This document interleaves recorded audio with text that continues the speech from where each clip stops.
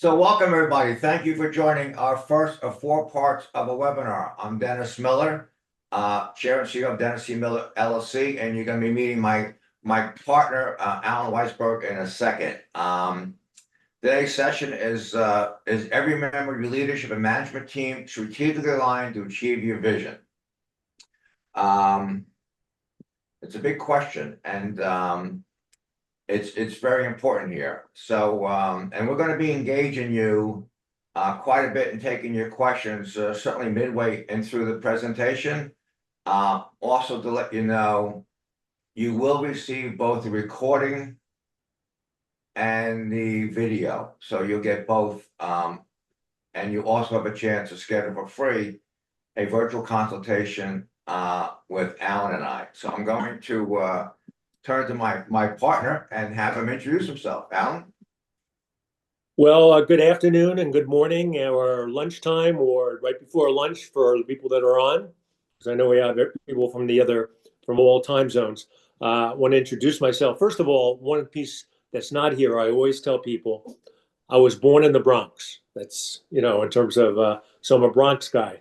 So we won't talk about the Yankees. That's a whole nother question. But way background, I joined Johnson & Johnson in 1976, and I spent 31 years with the corporation. I started at Johnson & Johnson Baby Products, and I remember my first day of employment. They had organization charts on the that were put up and on a flip charts, and I remember my job and my name was on the last page, on the bottom of the last page. So I started out there. I grew. I was vice president of human resources of several different Johnson & Johnson companies, including Ethicon Inc., which at the time was the largest Johnson & Johnson company. I then became chief learning officer for J&J, so I was responsible for learning and education for all of Johnson & Johnson. One of the neat things is Johnson & Johnson, the way it's organized, is really based on a lot of smaller companies. And I had the opportunity to work with 6 or 7 different companies. So really had an opportunity to look at a lot of different companies, a lot of different organizations. And that's really what helped shape my thoughts on this whole subject, which is really critical. I've retired and unretired so many times. When I retired the first time, I became the executive vice president for the National Center of Healthcare Leadership. And I consulted with healthcare organizations all around the country. Great experience. Head of HR for Bracco Diagnostics, a diagnostics company located in Princeton, but also an Italian company. And then one of the things I've been doing for the last 10 to 12 years is I became an executive coach and consultant. And I had the good fortune to work with Dennis in the nonprofit area and work with many nonprofit leaders. And I worked with, in the for-profit side, VPs, CEOs, COOs, doctors, lawyers, you name it, I've worked with them. And so much of my work has been on strategic alignment and how to be an effective leader related to strategic alignment. And that's an important part of it. I'm also a graduate of Leadership New Jersey, a program for emerging leaders in the state of New Jersey, a board member of the Society of Training and Development, vice chairman of the board of Atlantic Healthcare Systems. I was head of Patient Quality Committee, the Compensation Committee, the HR Committee. I also serve on the Board of Governors of Union County College. And you're going to hear a story when we talk about stories of strategic alignment. You're going to hear about that. But really, it's really an opportunity to really talk about a real life example in terms of how people do this, because this whole area of strategic alignment is not only based on organization, for profit or not. It's just about every organization that has people working for it and a mission and a vision to achieve that strategic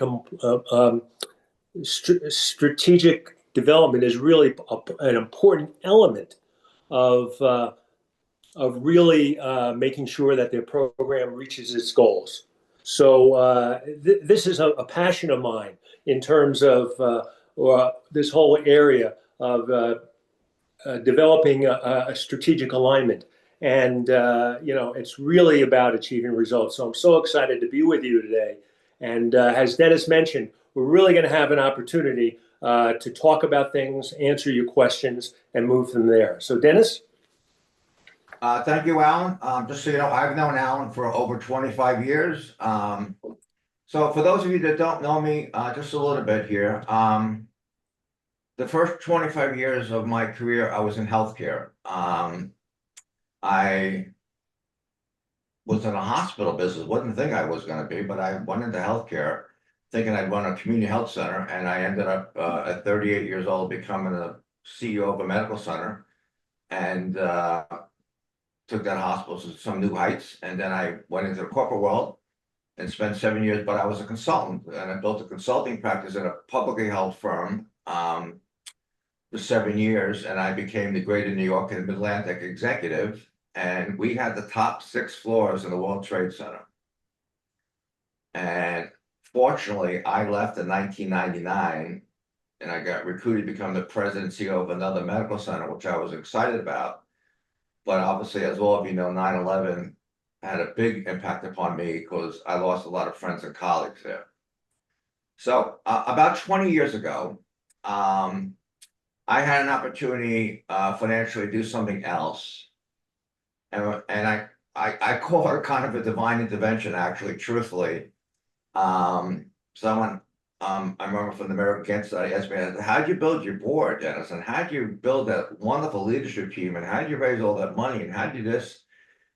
And I just literally went out in back of the parking lot where her office was. And I said, I'm going to devote my life to helping these nonprofit organizations. Didn't realize that the firm I created in 2007 would grow like it did, and we became one of the national executive search firms for nonprofit leadership. But Alan was a part of it, and coaching. I transitioned out of that last year. In December, I closed that up after a very successful run, but I wasn't ready to sort of watch General Hospital Days of Our Lives with my wife yet. So I started a new company, and Alan and I and a few other men and women on my team just focus on board and leadership development here. I have written actually not just 6, but 7 books. I always tell people if Mrs. Fritz, my 7th grade teacher, knew I wrote 2 sentences grammatically correct, she'd have a heart attack because I wasn't a very good student. But I have a new book coming out. It's called What Every Nonprofit CEO Needs to Know, a guide to achieving your organization's true potential. So I've been involved in a lot, and I'm very happy to have you here. I also want to thank our sponsors, because our sponsors have allowed this, there's no charge for you, allowed to register for free. Certainly want to highlight, Sachs LLC Advisory Group, a phenomenal, great CPA firm, same as Pregametis. Wonderful people. I've known one of them for literally for 40 years. The Nonprofit Times, I appreciate all their support, and I have written dozens of articles for them, and everybody else. Metro MSP is a fabulous firm that I've been working with since 2007 for IT and cybersecurity, the best in the business. Studio 54 is a great company that is amazing with their marketing, design, brochures, and everything they do. And if you're looking for a video photographer, there's no one better than Charles Hickey Productions. He's just really, really amazing here. So we're going to start, and we asked you with a questionnaire, and many of you had responded to the questionnaire, and I want to just highlight a couple things before we get going here. And we were not surprised by any of the answers. We started with, I think, does your organization have a strategic plan? And almost everybody, 80% of you, 81% rounded off said yes. Do you have a marketing plan? You know, more than half, 54%. Yes. And marketing plans to me are like a plan to, promote your organization's success, your positive impact, the results you're achieving in the community. That's important. Um, we asked, do you have a fundraising plan? And, surprisingly, again, a third yes and two-thirds no. And that's something else our firm does. We don't do fundraising for you, but we can teach you quickly really how to raise money. We asked you if you had ever promoted a leader in the past 2 years, and half said yes. That's fine. Okay. We also asked you if you conduct annual performance evaluations, and about two-thirds of you said yes. And we asked you if you had any trouble retaining key management and leadership, and surprisingly, you said very no. And so let me shut this off. Sorry about that. Said no, and was very surprising, because for a lot of organizations today, it's a challenge. But here's a bright spot. Everybody that responded to the questionnaire, and we realize not everybody did, but it did. Everybody was willing to be a mentor or coach or someone in your organization to develop their leadership abilities. And the whole point of this is that, yes, we all have a strategic plan. Most of us do. Some of it's sitting on your shelf collecting dust. Others, you've gone through it and you feel a lot of energy. But I've done, probably like most of you, I've done 100 strategic plans, and some really good, but I've seen a lot sitting on a shelf collecting dust after the first 6 months. But the ability to, whether you're fundraising or more, but the ability to build and retain your own team is vital. And that's part of being strategic, and we'll talk about that. But that's really, really important. Now, a lot of people don't always figure on that, but it is here. So I'm going to ask Alan to start off with a personal story. And Alan, would you go, please? Sure. Thanks, Dennis. I want to tell you the story about Union College in Cranford, New Jersey. Margaret McMiniman became the 8th president of Union College in Cranford in 2010. It's funny, when she joined, she tells this story. So a lot of more I'm going to tell you is the story that she tells. She joined Union and she was told that everything was great. Keep it going. Well, in a short period of time, she learned, I think she went to a program, and of other college presidents, and she learned that really the key to success with county colleges is graduation rates. Graduation rates meant people were going to get jobs, people were going to go to 4-year schools, get a college degree, and really change lives. And because the county colleges are really a place where historically it's been people in lower income levels go. It really is a way to transform their lives. So she was asked about what the graduation rates were, and in her own words, she said, I don't know. And she went back to the school and started asking questions, and she realized no one measured it. So they didn't measure that as a success factor. Well, she did research, and you made a team go back and look at it and go back into last history. And she found out that the graduation rate was 7%. That's 7%. And that rates for African Americans and Hispanics was even lower. She really concluded that although everybody thought everything was okay, the school was failing students. So what did she do? A lot of times a leader will go and say, well, nobody's bothering me about that. And, everything's okay. I'm not going to do anything. But she realized she had to do something. The first thing she did is she met with her board to discuss and get alignment and to get agreement that she would develop a plan. And that was a critical first step to really get people to understand that. She met with her team. Some, by the way, stayed with the organization, some left because some of the people that left had not really felt they signed up for this in terms of making change. They created a mission and objectives. And very simply, their mission was uh, transforming communities one student at a time. And she set a goal. Excuse me, that's my. Oh, she set a goal. Somebody came in and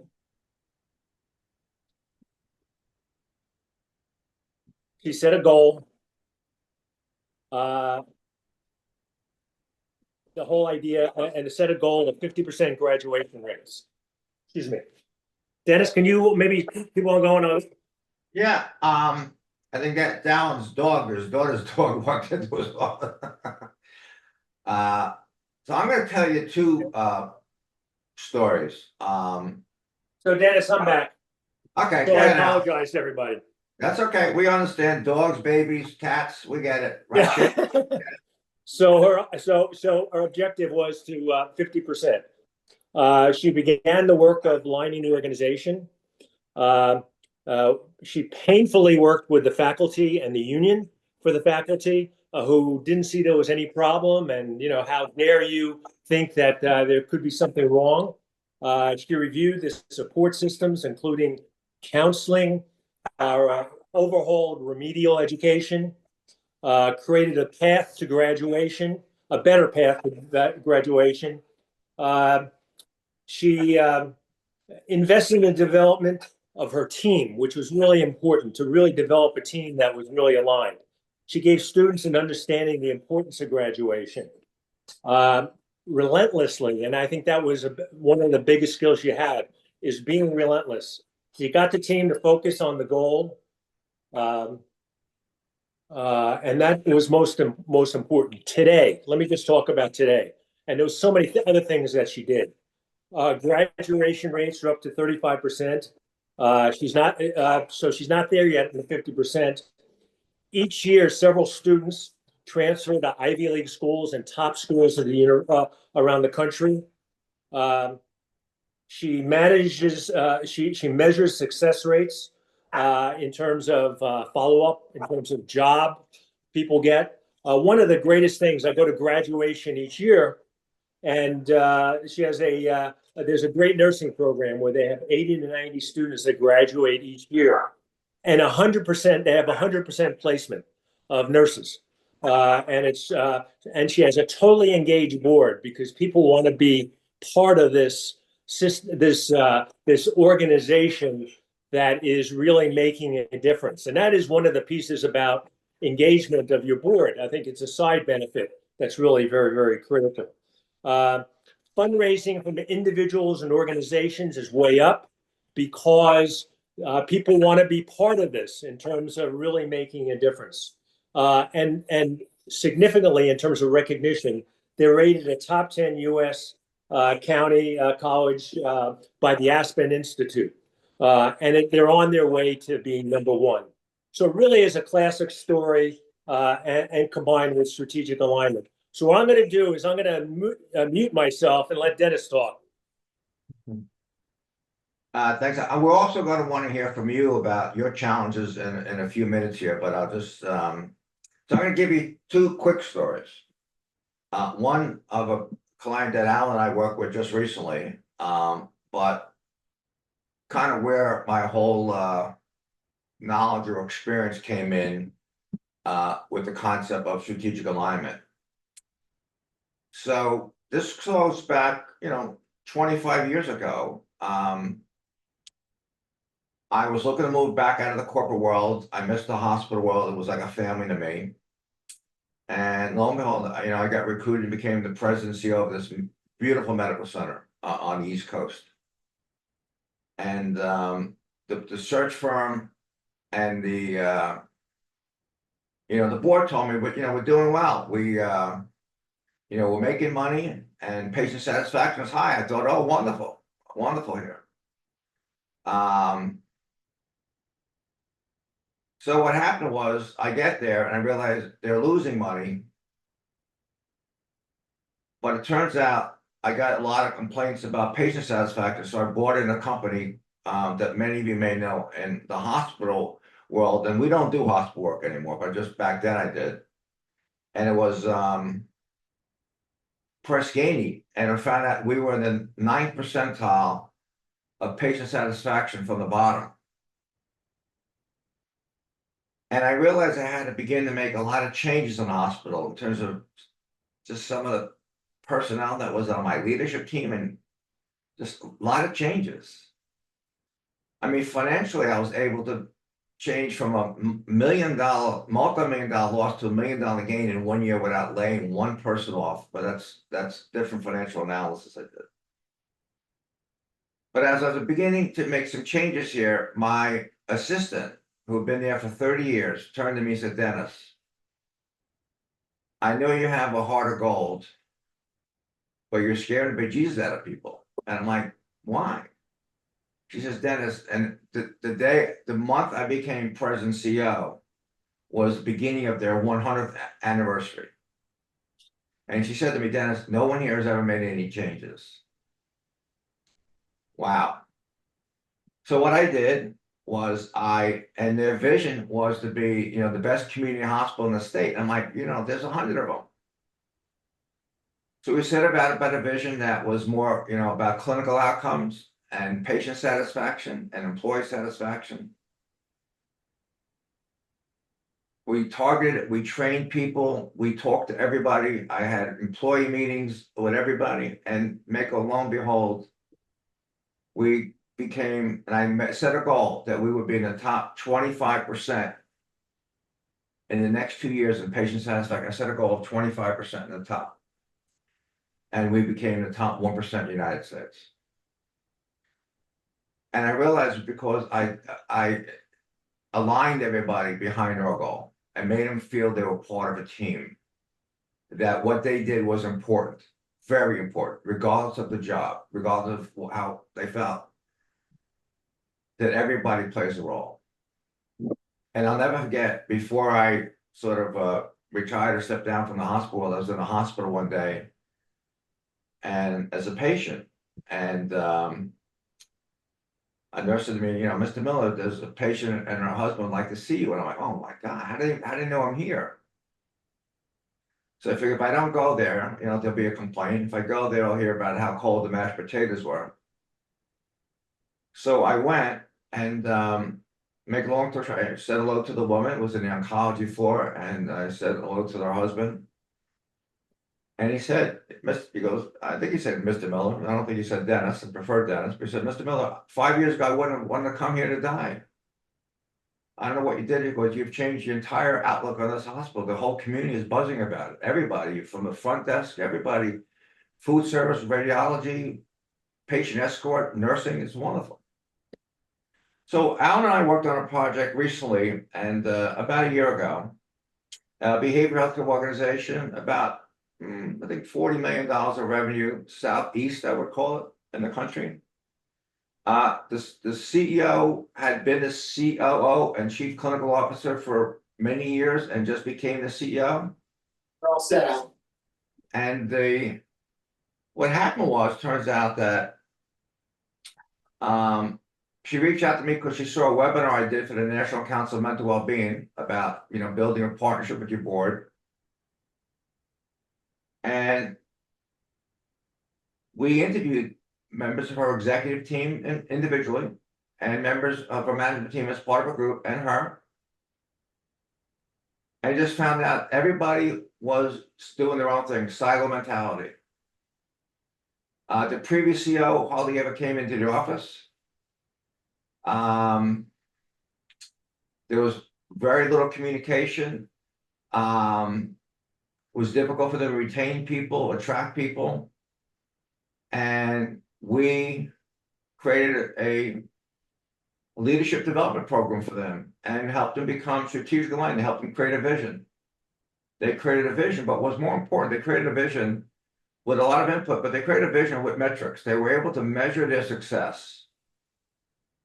And that is very important in this concept. To be strategically aligned is to have a vision, and we'll get to that, but that is measurable. And the success they're achieving is amazing. So we've had some personal stories with that. Alan, back to you. So really, let's talk about the definition of strategic organizational alignment. It's really the process of implementing strategies, philosophies to ensure that members of the organization, everywhere in the organization, share a common goal and vision for the success of the organization. They actually, in what I've seen in organizations that do it well, is that everybody in the organization feels that they are accountable for success. So I think that's a really critical factor in terms of why strategic organizational alignment is really important. So even people that are lower in the organization recognize what they do and what the impact of what they do is on the organization. Dennis? Why is it so important? It creates a sense of loyalty, a commitment to leading to higher job satisfaction, better productivity, and every employee feels part of the success of the organization. It's so important. You know, when I was in the corporate world and running a risk management, insurance, and consulting company, I got very involved in workers' compensation. And one of the things I learned was how many people were out on workers' compensation that between, I could tell they really didn't have physical illness. They didn't like their boss or supervisor. So a lot of people were out like that. And so this whole concept is really important. And I want to just touch upon this. You can go into the chat room for now. Just go into the chat room and indicate how many of you feel you are strategically aligned, and how many of you this is a new concept to you. And we're going to talk about that. So just take a minute, take a break here.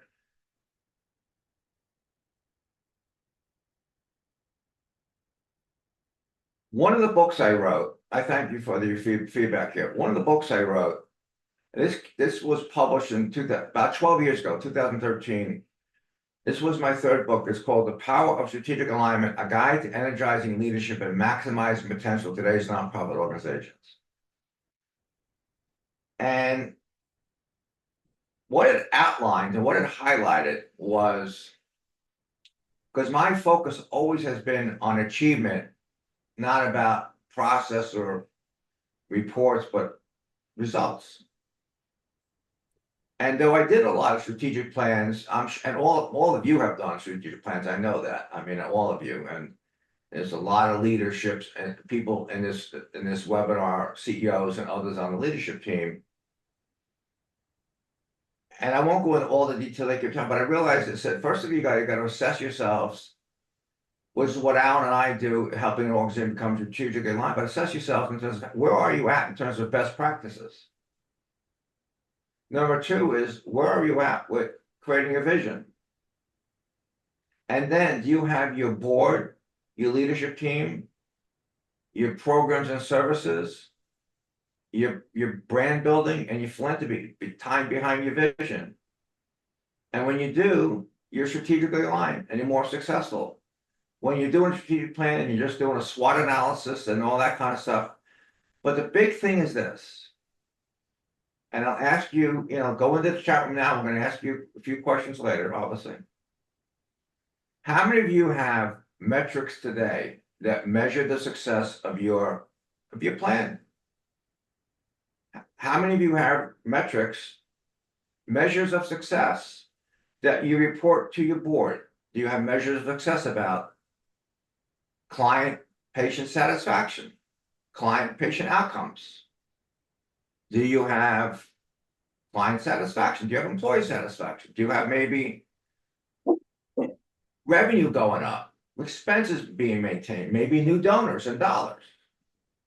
But that is really important. So what is it that we do to help you become strategic alignment? What are the components? And I'm going to ask Alan to take the first one. Alan. Yeah, so first of all, really a credible, attractive future for your organization. What you should aim for in a way that's more successful and different than the present, that makes an improvement. It's a bit. It should be something that is inspirational. It should be something that is not something you could accomplish in 3 months. And in fact, in some organizations, it's been something that may have been viewed as impossible at one point.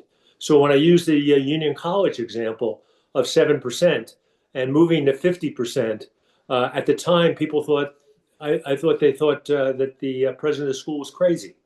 But now they are so convinced that 35% is great, but they're not satisfied and they really want to move to 50. And I'm confident when they move to 50, they're not going to be satisfied that 50% is enough. Second component, as Alan talks about, is that you want a vision that clarifies your purpose and direction. That's something that's very important. And I know most of you know this, but I'm going to say, based upon my 40 years of experience in executive leadership, there are few really good vision statements. Many of them are kind of about mission. As all of you know, mission answers the question, what's your purpose? Why do you exist? Your vision should answer, what's your future direction that'll make you more successful, more desirable than the present? It should set, as Alan indicated, standards of excellence. It should inspire enthusiasm, encourage commitment, and be well articulated and easily understood.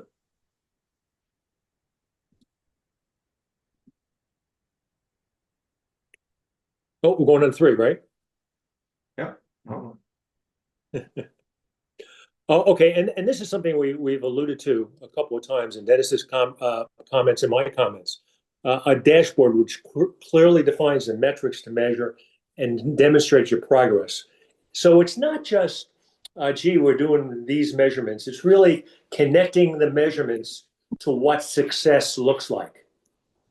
And I think that's really critical. Sometimes people have this tendency to measure activity versus results.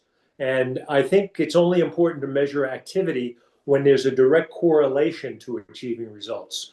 But, really, I think really, the best organizations, first of all, measure their overall results in terms of a nonprofit would measure those that they serve and how well are they serving the people. They also measure their finances. They measure their financial viability. They measure the satisfaction with the work. But all those things together are really commonly used as a dashboard to really understand how you're doing this progress. And what's also critical about a dashboard is relentlessly, and you hear me use that term a lot, relentlessly reviewing them with your team and looking at areas in which you can improve. I use a term often with clients. It's called positive dissatisfaction. And what does that mean? It means that you're not satisfied with what you accomplished. You're happy with what you accomplished, but not satisfied, and that you're continuously looking at ways to improve. And dashboards are a great way to assist you and your team and your board in terms of looking at progress and saying, gee, how can we even get better from this? And that's how you continuously make improvement and make the kind of results achievement that you want for your organization. One of the key components of being strategically aligned is a comprehensive employee leadership development program. We talked about that early on, about assessing, developing, and retaining your talents. It's vital today, and it's something that we help a lot of organizations with in that leadership development plan. So when people feel that you are giving them a chance to develop themselves. When your staff, employees, leaders, when I say leadership development, I'm not just talking about the executive team. I'm talking about anybody in your organization, whether you're the part-time supervisor on the weekend to a manager, director, assistant director, the vice president, executive vice, whatever. So me, there's obviously a role that management plays, and there's a role that leadership plays. And we're not going to take the time to go over the difference, but many of you know the difference. It's when you've been asked or invited to be part of a plan to develop yourself, that connects you to that organization, and that is vital. And a lot of organizations, just don't do that, and that's kind of an issue here. And Dennis, one other thing I'd add before we go on to the next one is that that leadership development program does not have to mean that it's expensive. Because obviously you're working in the nonprofit space. There's so many good and creative ways to help develop leaders, including on-the-job activities, learning together, and developing experiences that are going to help people to develop. And go ahead, Dennis. No, you're right, Alan. I mean, I'm not getting into it now or later, but one of the things that we do, and our fees are minimal on a monthly basis, but is to help you identify people that can be mentors and coaches within your own organization. And one of the things that all of you said to us in the questionnaire, 100% of you said you'd be willing to mentor and coach someone else to build their leadership abilities. And that's what a leadership development program is. So it's not about always having people like us, external sort of experts in the field. We teach you how to do it yourself and move on here. Al, just go over 5 for a second, Al. Number 5. Yeah, so really reward and incentive program. And it's really, again, doesn't, some people say, gee, we can't do that because we're small. I think there's so many different ways you can do it. Some of it is just you appreciating and recognizing what people do. It's things like, having a cake for somebody. But the key thing is it's recognizing the right behaviors and the right results as opposed to recognizing everything. It's kind of like we do with kids where everybody wins a trophy. The reality is what you reward and what you recognize goes a long way in terms of reinforcing behaviors. So sometimes we have this tendency to reinforce the wrong behaviors, and when we do the right behaviors, it really makes a difference. And and so much of it does not have to be this huge financial impact on the individual, but rather what you as the leader or what you as a board recognize.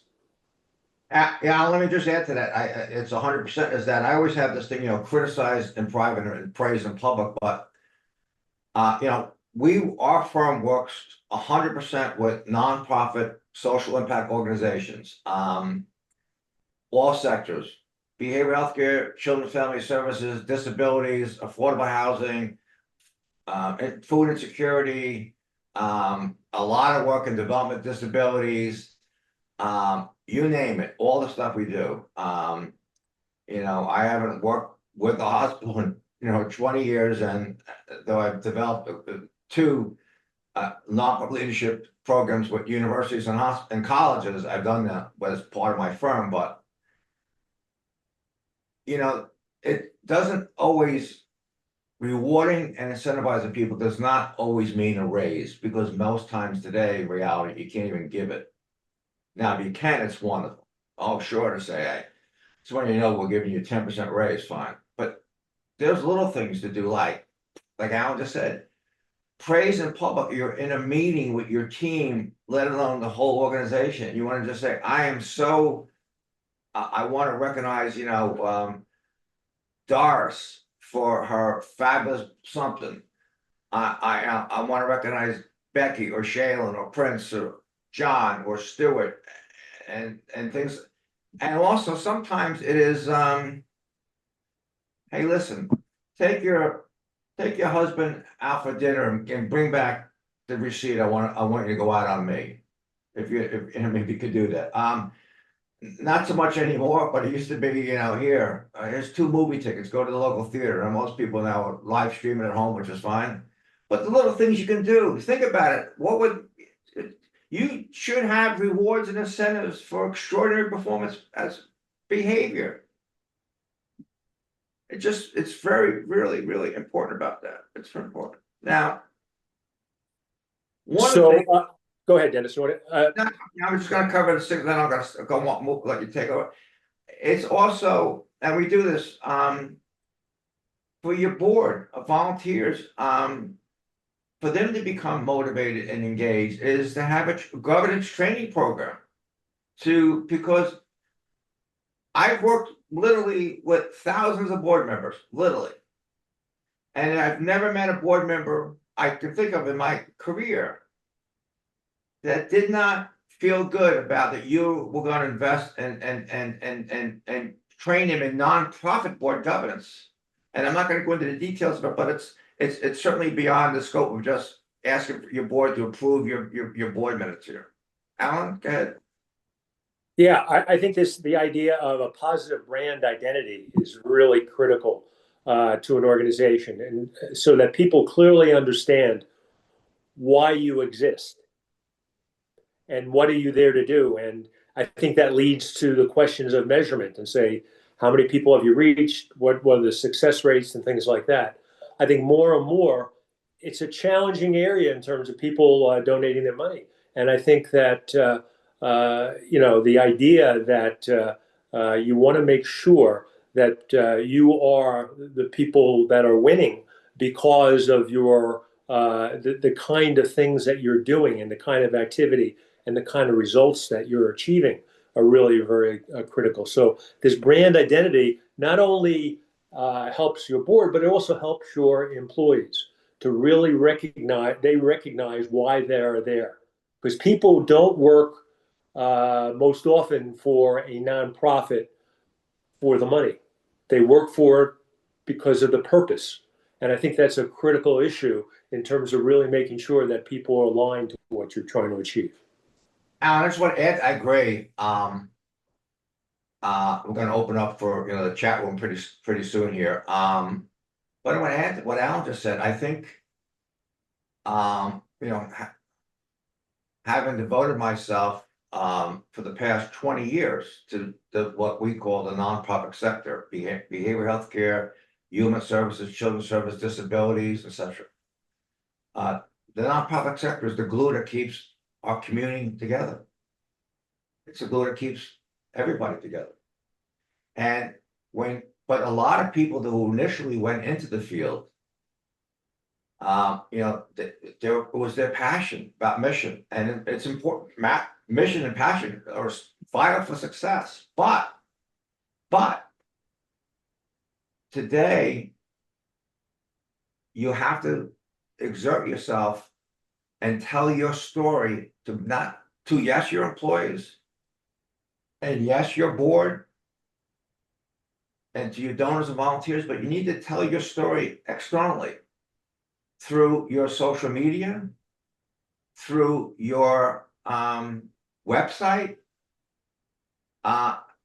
be able to talk about the positive impact you are having in your community, the positive results you're having. When I say community, it could be your local community, it could be a county, it could be a state, it could be global community.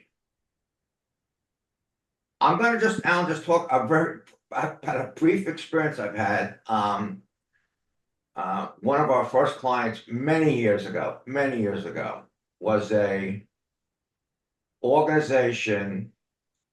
Its whole purpose was dealing with domestic violence. And it was again in the East Coast and in a county, a region that was viewed as very uppity, high income people. And at the time, they wanted me to help them about do a better job in strategic planning, but a better job in raising money. Because that was one of the brands of that I was good at it. And I never forget, we had this workshop for the board, and the board chair owned the restaurant. And we had it in there. And I asked him, is there anybody, I remember Alan said, is there anybody that you have provided service to that would tell this story? Because they had a gala scheduled. They were scheduling a gala at a nice place. And I never forget this. And they said, well, it's what we do is they said, it's confident. I said, sure, I get it, no problem. But they said, I think this one woman would like to tell her story. So I said, could I meet with her for 5 minutes? And I did. And I'm going to just tell you this quick story. And we'll move on. But it's a very positive story. And by the way, and the board, when I asked them, could you identify your top achievements for the year, couldn't name any. Couldn't name any until a woman in the back of the room said, yeah, we have a program that we call PALS, Peace on Alternative Learning Systems. We treat children so they can get along better with their colleagues and teachers and foster parents, etc. But anyway, so there's a big gala, tuxedos, wonderful, shoulderless dresses and all this good stuff. And a lot of chatter, cocktails, and silent auction, not doing well. And they introduced this woman. I'm going to tell you the story. It's going to grab you by your throat, but it's going to have a positive ending. So the woman gets up on the stage or center board, wherever it was, center board, and people began to quiet down a little bit. She introduced herself and just said, she met, in high school, she met someone that she dated. Make a long story short, she developed a relationship with him, and he was kind of, maybe a little controlling, but she married him and fell in love, and they had kids, but he became very emotionally controlling and abusive. And she was at her wit's end, and then went to this organization for help. And she told the audience that her husband burnt the house down. And the kids were in the house.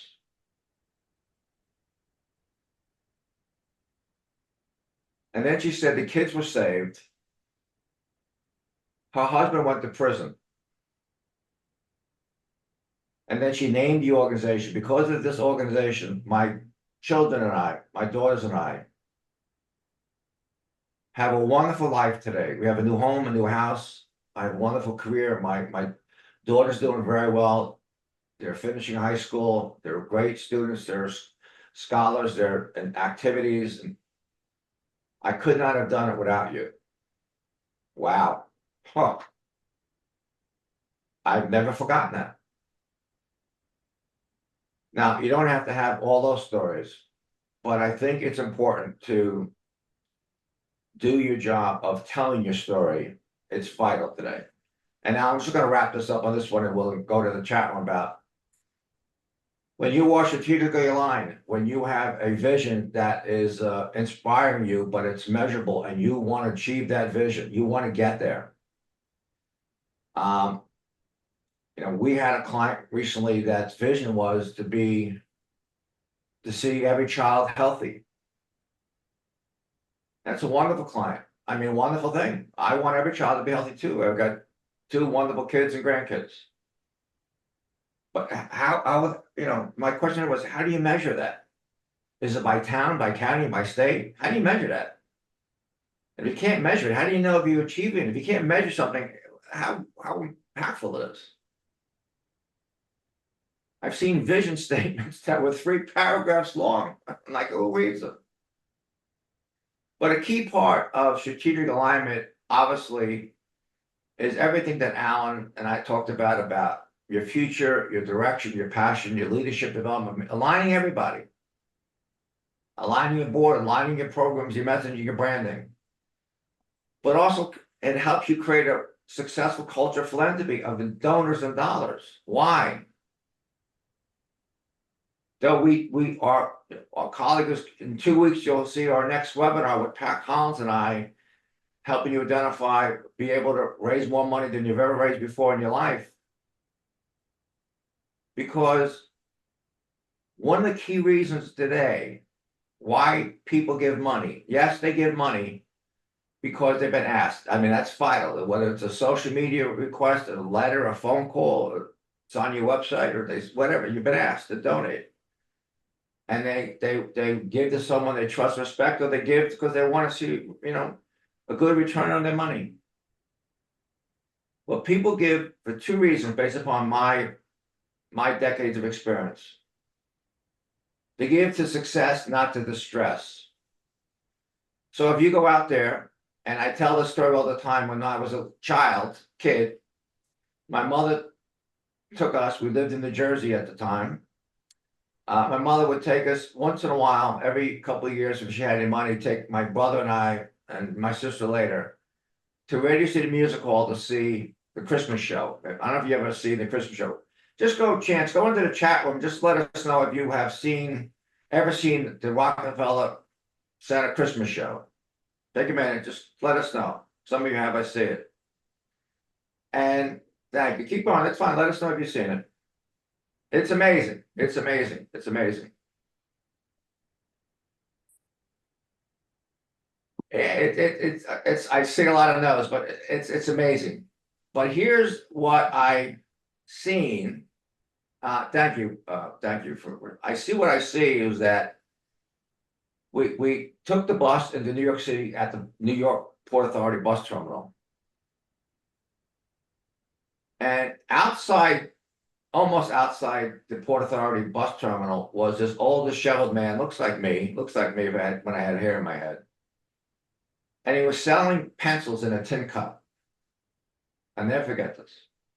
He was sitting on a cardboard box selling pencils, completely disheveled. I'm sad. And for most people, they view fundraising as begging. And again, it's beyond the scope of today's conversation because we're getting, close to the end a little bit. We got a few more times.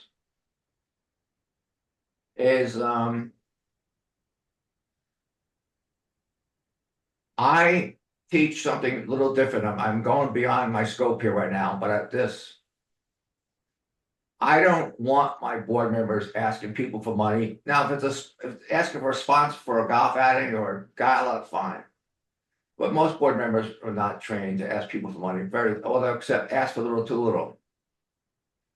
But ask people to invest in your success. So your board meeting should be about not just reports on finance and program and facilities and donations, but should be talking about how successful you've been as an organization, as Alan talked about a lot, about metrics. And have your board members help you cultivate people. Ask them to at least help you cultivate 3 or 4 people or foundations or corporations or foundations or family members a year. Just do that. Okay, so philanthropy is a key part of this. It's all part of this as your organization.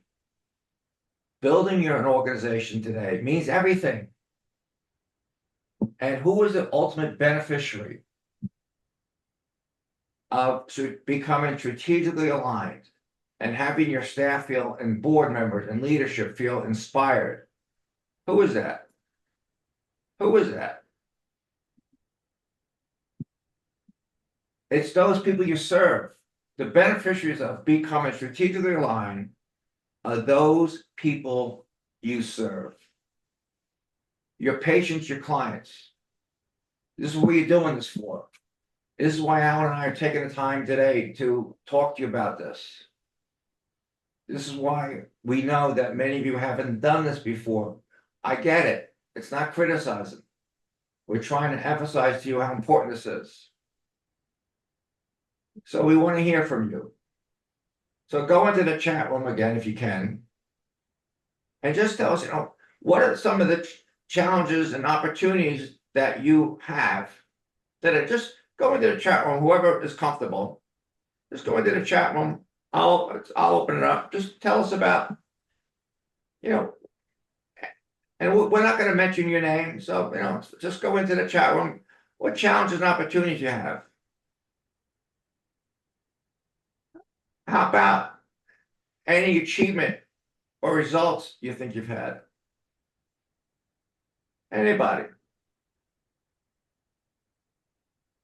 Yeah, I mean, challenges sometimes, yeah, is being restricted by funding. Yeah, absolutely. Today, there's a lot of federal funding cuts. You know this. It's difficult. It's a challenge, big time. Yeah. Yeah. Some of your achievements were, you were able to win an award in your state. Yeah. Yeah.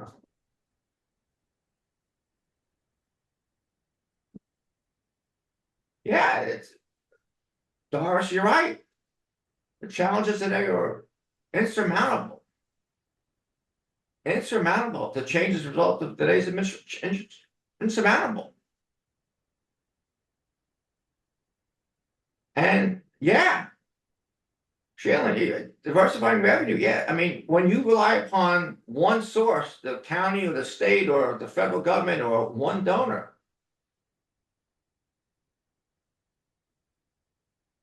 Yes. I will say one thing that's really important, and that becomes a danger in this whole area and conditions that people operate in. Everybody recognizes that it's always a challenging environment that we work. But it's really this idea of saying, well, wait a second, let me stop here. We are all accountable. We have to figure this out. And it's almost sometimes you have to break a cycle in terms of to help the organization become successful. Again, I used the Union College example. It was a cycle of continuously not serving students, and they had to stop for a moment and say, "Hey, maybe we have to do something differently." So if we're not getting if we are not getting the money, for example, the donations we want, it's really saying to ourselves and stopping and saying, wait a second, is there something that we're doing here that we need to do differently to achieve? And I think it's that kind of attitude creates creativity, creates action, and not a feeling of being hopeless about what's going on. So I really encourage people to think about this differently and say, okay, if our and I know that each one of your missions is incredibly valuable to society, and it's really important to look and say, well, wait a second, it's that important. Let us figure out how we can reach people differently. Let's be creative here. And there's many sparks that have come out of situations where people are looking, and just looking at things and saying, I need to transform. How do I do that?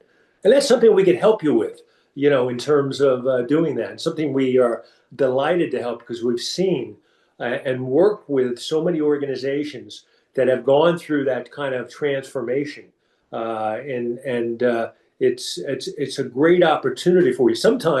Sometimes when a situation is in a challenging situation, is sometimes the greatest opportunity because you have to make changes.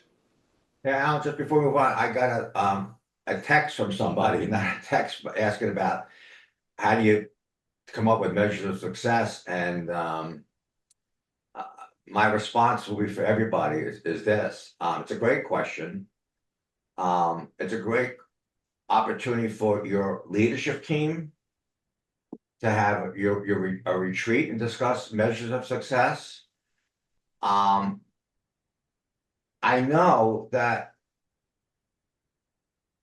few people went into the social impact, human services, nonprofit sector experience to pound their chest. But having a leadership retreat, management retreat, having leadership and a board retreat and discuss how best to measures of success you have And here's just a thought. And this is my experience, and Alan, you may have different experience, and those that are, dozens and dozens of people that are with us today, is sometimes you have 10 goals, you don't achieve any. But sometimes you have 2, 3, 4 goals, you achieve them. So I'd be careful about your goals. But I think taking time out to measure your success is vital. And that also is a tool to helping you align yourselves. And your measure of success should go along the line of measuring your success. And so here's a thought. One of our clients recently, dealt with, children in a residential treatment facility. And, they took off a lot of kids that failed in other school programs, failed with foster parents, sometimes up to 6 or 7 times. I mean, what's that like for a child to feel a sense of rejection and failure by a school, by a foster parent, or by anybody? And they focused in on how they dealt with those kids.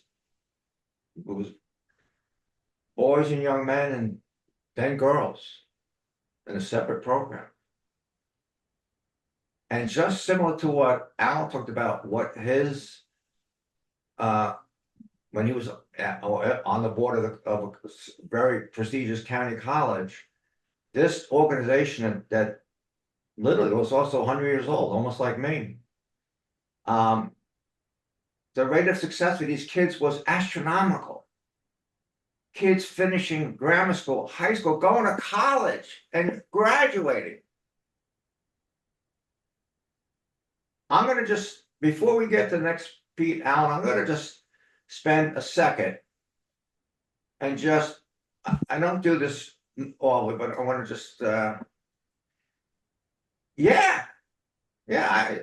Doris, I see it. Yeah. I'm going to tell you briefly though.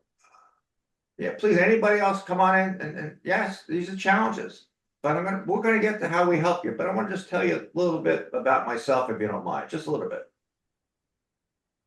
So yes, I was a 38. I graduated, Rutgers University, and I graduated in the National Honor Society, Phi Beta Kappa. My wife's nickname for me is Phi when I do things silly or stupid, like, could you teach me how to put on the computer or fix my phone, or how do I get Netflix on the TV or something like that? Or how do I leave my keys in the hotel room when we went on vacations? Anyway. And yes, I went to Columbia University and graduated the School of Public Health. And yes, at age 30, and yes, I was a CEO at 38 years old.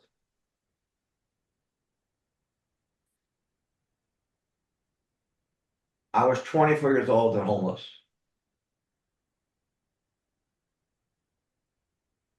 I lived in the YMCA in a neighboring town. I had no home to live. I was 24. I won't go into details. I've chronicled it in my autobiography, Mopping Floors, the CEO from Hopelessness and Failure to Happiness, Success, my true life story. Though I was very active in high school, I played varsity football, was my dream to do, starting on the team. I was involved, I was a lead in the school play. I was asked by my homeroom teacher to be the MC for the variety show because he was looking for someone who was funny. And I was terrible that night. I bombed. I bombed. I graduated near the bottom of my high school class and didn't get into any college. Any college. None. Got rejected by every school. If you go onto our website, DennisCMiller.com, Dennis C as in Charles Miller.com, and you go on to the website under speaker, and you can click below it. It says TED Talk. I tell the story at a TED Talk I did for a crowd of 7,000 people. Mott was the CEO. And so I saw it, and I got a job at a hotel cleaning the bathrooms and delivering linen to the maids. And that was mopping floors as CEO. I was 24 years old, and I said to myself, Dennis, you got to get an education, Dennis, if you're going to get anywhere in life. And I'm like, how am I going to get education? I got rejected by a loan. I don't know how many of you have had a talk with yourself. I want to ask you in the chat room. I want to ask you, but I did have a talk myself, and I did. Now you can call it divine intervention, spirituality. Something happened to me, and I said, Dennis, write a letter to every college president in the state, every public school, every state school. I wasn't going to write them to the private schools. Or yeah, thanks, Doris, for the feedback. And I wanted just to have a parking sticker on my Volkswagen Beetle, just so I could feel like everybody else. I didn't want to feel so alone. And you know what? I got into every college through that letter, and I just told you my success.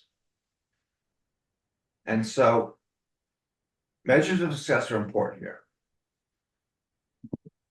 Alan, you want to start off about, what do we need, how we help our clients and how we help you, and just go to this, and we got about 5 or 10 more minutes and we'll wrap it up.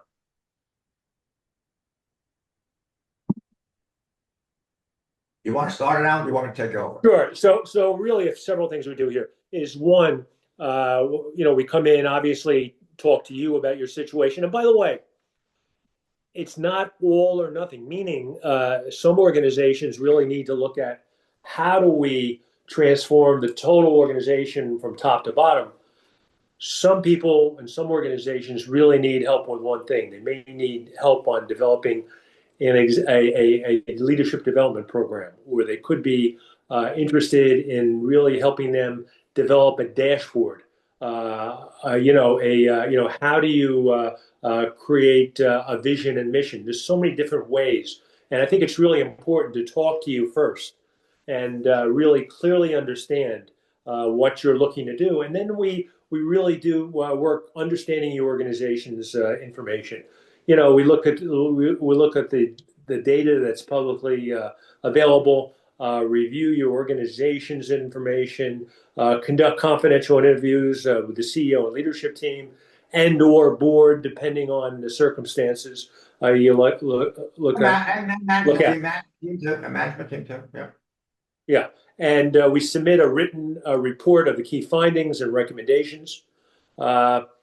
And we are there to support your implementation of the strategy. And there's always a question about price and how we do this, and we work with you in terms of what's realistic, obviously the amount of time that it takes and so forth. But we recognize you're a nonprofit, and we do this for the passion of helping organizations, as opposed to making fortunes of money of this. But that's really how we do that. And again, we are not only coming in and working with you on putting together recommendations, but we want to work with you on implementation. There used to be an ad about consulting companies who come in and say, this is our 40-page report. And then the person says, gee, I'm glad, this is great. Aren't you going to be, I look forward to you helping us implement this. Oh, we don't do that. No, we do that. We really do help organizations be successful. And that is our measurement of success, is really helping organizations be successful. Yeah, let me, Alan hit the nail on the head. Let me just, I had this, I don't know if everybody can relate to this, but I'm sure some of you can. Remember when you learned to ride a bike? And your dad or your mom or your brother or sister who was older kind of helped you ride a bike. And so what we do, just so you know, our fees, for the vast majority of our clients, vast majority of them, we work with at least for 3 months. And then we maybe a fourth, and then sometimes often we're asked 3 months later, come back in and just see how you guys are doing. And our fees are remarkably affordable. I mean, it's not 10, 15, $20,000. It's like 3,000, 4,000, 5,000 a month for everything we do. It's not expensive. Our job is to help you do it, not go in there and do it for you. But it's not like Alan says, you know, we're not going to drop off our encyclopedia and then it's, you know, it doesn't help you. What we do, what Alan and I and other members of our team do, is help you become more successful, more tips and skills that you'll pick up from us that you would say, you know what, I thought about that, I never thought about it doing it. We give you a guide, but we help you ride that bicycle. So think about riding a bicycle. You know, I know you know, we all started on three-wheelers. I remember three-wheelers. But eventually I remember riding a bike, and then, you know, when I was in my 20s, I had one of those speedo bikes and I used to go 30 miles a day, but imagine that. So we, as Alan says, we do ask for information confidentially, your financial plan, your strategic plan, your table of organization, how you evaluate people, whatever. If you have an annual report to community, yes. And then we work from here. So what are the benefits of becoming strategic aligned, and what are the benefits of a leadership development program, which is what we help you with? Employee retention at every level increases, morale improves, performance increases, people experience career advancement. When someone told me about a career advancement, Dennis, we want you to be the director, the regional director, the vice, whatever.